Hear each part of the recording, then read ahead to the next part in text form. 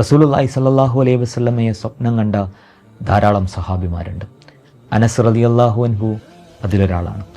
അദ്ദേഹം 10 വർഷം അദ്ദേഹം പറയുന്നുണ്ട്, ഞാൻ 10 വർഷം അള്ളാഹിൻ്റെ റസൂലിൻ്റെ കൂടെ തന്നെ ഉണ്ടായിരുന്നു.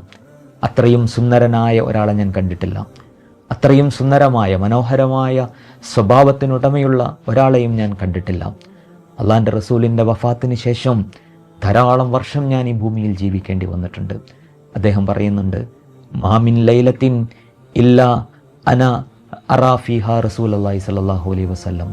ഒരു രാത്രി പോലും അള്ളാഹിൻ്റെ റസൂലിനെ സ്വപ്നത്തിൽ കാണാത്ത ഒരു രാത്രി പോലും എനിക്ക് കടന്നുപോയിട്ടില്ല എന്ന് അനസ് റളിയല്ലാഹു അൻഹു പറയുന്നുണ്ട്. അദ്ദേഹത്തിൻ്റെ മനസ്സിൽ റസൂലുള്ളാഹി സ്വല്ലല്ലാഹു അലൈഹി വസല്ലം അത്രയും നിറഞ്ഞു നിന്നിട്ടുണ്ടായിരുന്നു.